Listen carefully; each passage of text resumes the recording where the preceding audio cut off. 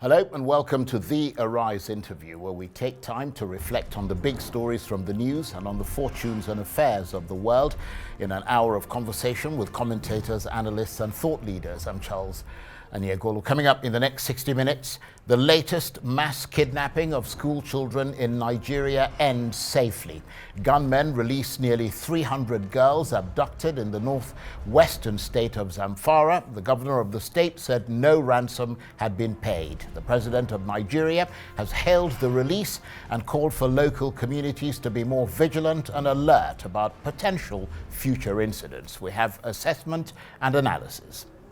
And later, Nigeria takes delivery of its first batch of COVID-19 vaccines through the global COVAX program, which is a scheme to immunize people in developing countries. So, with 4 million doses of the AstraZeneca vaccine, how are Nigerians responding to the call to register to get their jabs? We'll speak to a leading molecular virologist and epidemiologist. And later still, as regional leaders condemn the violent crackdown by Myanmar's coup leaders, security forces again used tear gas and stun grenades against protesters in the biggest city, Yangon.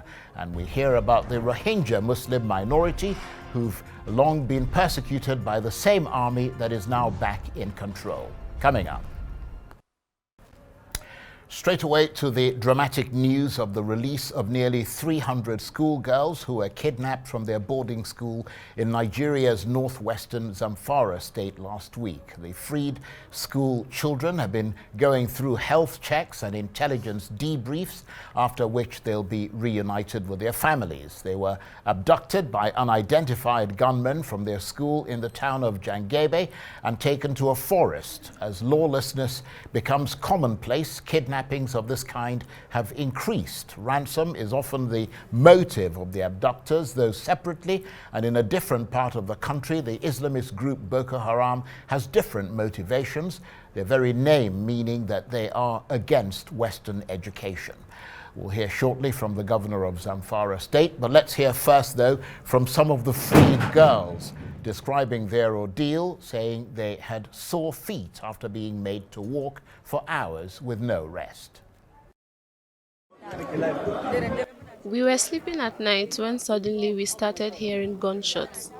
They were shooting endlessly. We got out of our beds and people said we should run, that they are thieves. Everybody fled and there were just 2 of us left in the room. The other girl is from my town. I told her get up so we can run away. She said, but I will not leave the bed. At that stage, they were pointing guns at our heads. I was really afraid of being shot. They then asked us, where is the staff quarters? I told them there is no staff quarters at this school. Then they asked for the principal of the school. We said we don't know who she is. They said the principal is our father and he will teach us a lesson. In this moment, I am full of joy and happiness for seeing the self-returns of these my children.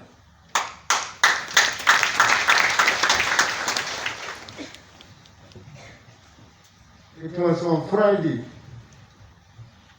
which to me is a Black Friday, when these young children were kidnapped from Jangebe Girls Secondary School. Since when the incidents happened, myself, my family, the whole security of my cabinet, we did not sleep. With our ulamas and our leaders, we have been praying for several tons of these our children. Alhamdulillah, today, God Almighty has shown his powers. Well, that's the governor of Zamfara state there, and before him, one of the girls who was released. Well, for his analysis of the release of the girls, I'm joined now in the studio by the respected defense and security analyst, Dr. Kabiru Adamu, who's also founder and CEO of the security firm Beacon Consulting. Thank you very much indeed for coming in. Thank you, Charles. Tell us more about what you know of this rescue. Or their freedom, rather. Yeah, so it's really unclear, even though the governor has, emphatically stated that no ransom was paid. But then ransom could mean a couple of things in this context. He definitely was referring to financial ransom when he said nothing was paid. But then we also know that from what we're hearing, that some demands were made. Well, let's just drill down on that point, because that is really key. You said the governor says no ransom was paid. If that's the case, how did they convince the kidnappers to release the girls, or is that unclear? So the governor is suggesting that he used repentant bandits, and that those repentant bandits used their networks, and through those networks they reached an agreement. Now, what he hasn't told the world is what kind of agreements the repentant bandits and this obviously non-repentant bandits reached, and whether that agreement involved perhaps the giving or issuance of certain leverage here or there. He's not in possession of any prisoners, so I wouldn't think the governor. But because the police is involved, then it's likely that perhaps even that may be an issue or passage. There's different types of demands that these groups can make, and the governor will concede that would allow that. Another one that has been quite rampant in previous incidences is the dissolution of the so-called Yensakai, the vigilante groups that are in almost all the locations. And these bandits have always said that, look, we don't like these guys because they're attacking our women and killing us. So it's very likely that that could be one of the demands, and that would be very easy for the governor to concede. But the bottom line is, unfortunately, these things are not clear. There is no independent verification of this claim by the governor. However, we definitely know that some form of agreement was arrived at between the two sides. But I mean, doesn't it sound utterly perverse and really quite bizarre when you mention that the bandits were complaining that they don't like the vigilantes, and yet the bandits are the people who are going to attack people and rob people and so on and deprive them of their freedom, and now there is some consideration about what they like and what they don't like. I mean, is there a sense that the Nigerian authorities are taking a soft position with these bandits, rather than standing for them being accountable for the crimes that they've committed? Excellent question, Charles. And my reaction would be the Nigerian authorities have not been able to distinguish between the various actors that are at play. Based on my analysis and research into this topic, we're dealing with three major issues. The banditry, that is the topic of our discussion, then the farmer-herder conflict, and then lastly the kidnap for ransom, which ties, they are correlated somehow. And then sometimes the actors are different, but they all tie in together. Now, the inability of the authorities to separate these three issues have led us to where we are. What do I mean? The farmer-herder conflict is a socio-economic issue. We understand what led to it, we understand the actors, and we understand what they're trying to achieve. So, I mean, you could use mediation, you could use discussions to bring it to an end, even though definitely the rule of law must apply. If one side decides to arm itself to achieve its objective, then as a state you shouldn't allow that. Absolutely. But for the other two, banditry and kidnap for ransom, pure criminality. And I think the inability to separate these three things has led us to where we are. Now, why? When you ask the question, and of course you gave the explanation, it's utterly ridiculous for bandits to make those claims. No, there is a history. What is the history? The farmer-herder conflict is the origin of all of this. When the farmer-herder conflict reached a point, the local farmers grouped themselves into vigilantes, and unfortunately started attacking Fulanis because they felt, of course, Fulanis were herders. And they did the same thing that is happening in other parts of Nigeria now, where there was an ethnic profiling as well as stigmatization of the Fulanis. So when the Fulani women came to the market to sell their wares or to buy from the traders in the market, they were attacked, in some instances raped, or some other instances killed. And so that is how the whole issue started. The Nsake continued, then the herders started to arm themselves to protect themselves from the activities of the Nsake. And at the point, the targets of the bandits where these vigilantes in Sake, they killed. Right. I remember one instance in 2015 or 2014 where they killed 200 of such vigilantes during a meeting somewhere in Zamfara. So that's sort of the origin, but we're dealing with a bigger issue now. Like I said, 3 separate issues, and we need to disaggregate these issues. Each one needs a separate solution, and it would be more helpful, I think, to the cause of the government, both federal and state government, if they distinguish between these 3 groups. Because I mean, like you and I, nobody would be happy to hear that you are negotiating with bandits or with those that are behind the kidnap for ransom. But of course, if you explain that perhaps this is the group that was involved in Farmer had a conflict and you are discussing with them for one reason, I think Nigerians will be more receptive to that type. That's a very, very interesting analysis and very enlightening. But returning to the specific issue of banditry, there is a suggestion, isn't there, that the government, both state and federal, likes to capitalize on the fact that a release has happened and that the anxiety of the parents whose children were taken have been alleviated.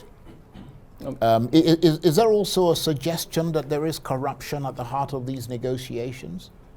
Yes, that unfortunately that suggestion is there, and it came to light during the Kankara incident when apparently some logistics funds were made available by the government, and then one of the recipients of those logistic funds claimed that what was given to him was below what the government released.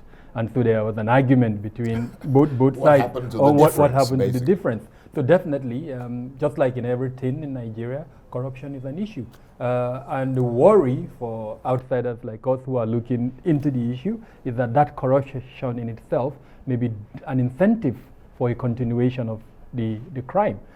If officials are benefiting from it, then there is definitely an incentive for a continuation, because we're not talking of little money, it's a lot of money, and so it could incentivize the continuation of the crisis itself. That is really quite extraordinary. Now, President Buhari tweeted late last week that state governments needed to stop paying ransom. So he probably knows something that you and I don't, that they should stop paying ransom if they wanted these abductions to end. But just listening to that and reading that tweet, it sounds like the federal government is pretty much leaving it to the states to handle these release negotiations. I'm of the opinion that the president should convene the National Security Council, which, by the way, I think is taking place today. Unfortunately, one of the things that I had hoped would happen would be an expanded National Security Council where the governors will participate.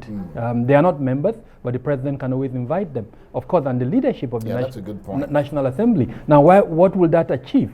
All of these disparate views that we're hearing that are further dividing the country can be discussed at that council, and then they reach a common point. As Nigerians, if that level of leadership come out with a single statement, I think it would go a long way towards reducing the tension. Unfortunately, that is not happening. So yes, it's good that the president is tweeting that, but what is more important is for a policy to come out, or a law. Currently, we do not have a unified law on kidnapping, as it were. Almost each state has come up with different laws. Right. And so I think that is why you are seeing the responses by governors quite different, unfortunately. Okay, please stay with us, Kabiru. It's always brilliant talking with you. You're watching the Arise interview. Plenty more still ahead as we continue our chat about the release of nearly 300 schoolgirls who were kidnapped by armed men last week. Stay with us.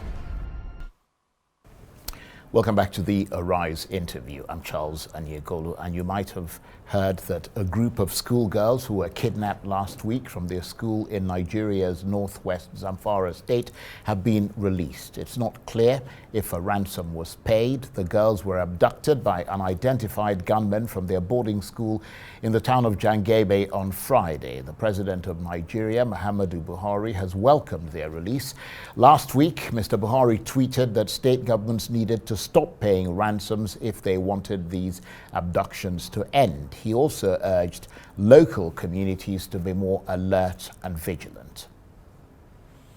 And with me in the studio, the defense and security analyst, Dr. Kabiru Adamu, who's also founder and CEO of the security firm Beacon Consulting. Thank you very much indeed for staying with us. And parents must really now be desperately worried about allowing their children to go to school in northern Nigeria. What is the current security situation like in terms of the protection that school children get at the moment? Unfortunately, it's still at the very basic levels. The minimum level of security that you expect. Access control is the minimum. Unfortunately, most schools, you don't have that for the simple reason that there are no perimeter walls. So without perimeter walls, access control is almost impossible. People walk through the school, sometimes even for trading and all that. So it's really at a very basic level, unfortunately. But what the governors have done is to shut down boarding schools and then leave only day schools open. And I hear they are contemplating distributing the students in the boarding schools to the day schools. So that could be a temporary solution. But then, given the benefit, unfortunately, that comes out of the abduction, I will not be surprised if these bandits, if this should continue and nothing is done. Even in a day school? Even in the day school. I wouldn't be surprised. The good news is the government is saying they are going to focus on the forest, the ungoverned spaces, and dominate them. Now, if they do that, then hopefully this probably will be the last abduction we'd see. If they don't do it, like I said, this temporary measure would not. But you have to wonder, they've known about forests for a long time. The Zamfara forest has been in the news for years now. The same thing with the Sambisa forest. And you sort of wonder why these forests are sort of allowed to be there and nobody seems to do anything to clean them out. It's constitutional a bit. So most of the forest belongs to the state, most of them. Now the reserves belong to the federal government. And so on the one hand, the states don't have the capacity to dominate those forests for the obvious reasons that we know, the economic, some of them sometimes competence even. For the federal government, again, one does not understand why they've not dominated the reserves that are under their jurisdiction, as it were. Going forward, one of the things I'm hoping is a collaboration between the two sides, both the state and federal government, to dominate this ungoverned we can't just say, okay, well, there is a legal issue here, and therefore, because the states who don't have state police don't have the capacity to use your term, dominate those forests. We're just going to let them run wild. There's a department in the Ministry of Agriculture, a forestry department, and there is, I can't recall their name immediately, but there is a department that has operatives that are supposed to man those forests. And now these ministries are both at the federal level and at the state level. Now the question, and I'm throwing this out to especially journalists, is to ask questions. What is happening to the budgeted funds for those departments to run? When I was a kid, I remember you can't go into we had a forest just right behind my house. You couldn't go into that forest to fell a tree. So you had a forestry department that was in charge. That was in charge of those forests. And we still budget money for that department, but yet you don't see those operatives active in the forest. Now, there is also a climate change aspect to this. I'm aware that there are several funds out there by multilateral organizations to support Nigeria in terms of the domination and the economic use of this forest. So perhaps a bit of intellect and thinking there by both the federal and state government would allow us tap into these funds in these multilateral organizations. As an example, I'm aware that the Commonwealth had at one point picked Nigeria as a possible model country for the development of the green reserves. But I doubt if we ever tapped into that resource that was available in the Commonwealth. So there are ways to go about this. The pool of youths that are unemployed at the moment could be engaged for the purposes of things like this. Maintaining the forest. As wardens, as an example.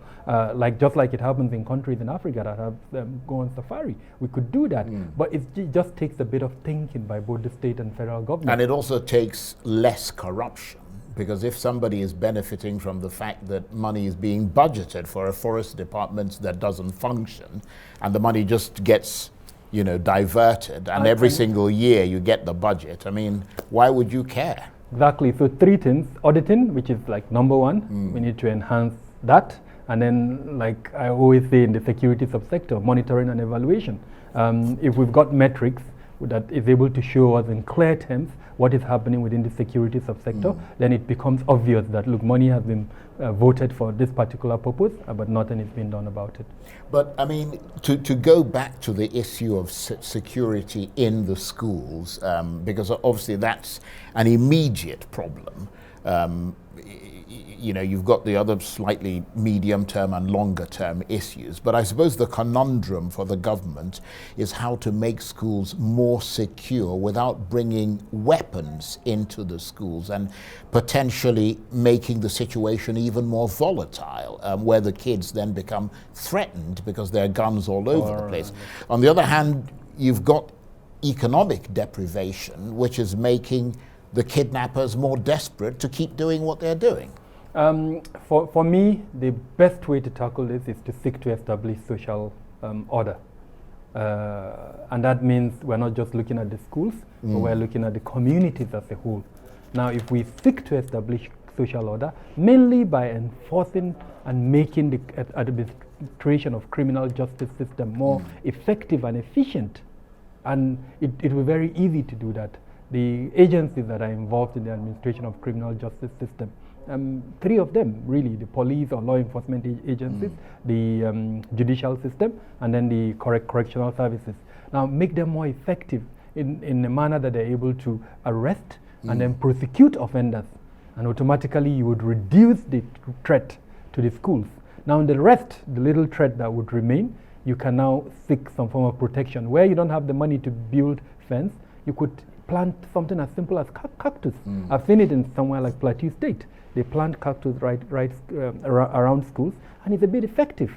These cactus have thorns, so yes, it wouldn't stop a determined criminal, but for the everyday common opportunistic criminal, those kind of perimeter fences, natural ones, can stop them. So we need to be a bit more focused in terms of what we want to achieve, and then use local resources to achieve that. Yes, the funding may not be available, even though this is contestable. Some would say, the funding is available, it's just that corruption is diverted it to other uses. Now, if we address corruption, which is a big if, then perhaps all that we need can happen. Right. But in the absence of that, I think it's absolutely necessary that parents would need to start asking those questions in all schools around them. Ask specific questions to the school management. How are you protecting my kid? And like I said, the basic of such protection is access control. Right. Well, it's very worrying, obviously, and I suppose the fundamental question, we've got about a minute or so left or less, is basically why isn't more being done to ensure better security? Yes, and I'm happy with the kind of attention that this issue is getting. A lot of discussion is being held, so I'm hoping that this would change, that more would need to be done. But for more to be done, Nigerians would need to start asking questions.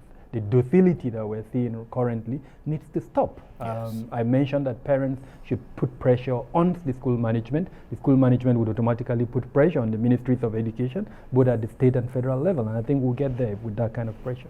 Okay, Dr. Kabiru Adamu, the security and defense analyst, also founder and CEO of the security firm Beacon Consulting. Thank you very much. Thank you, Charles.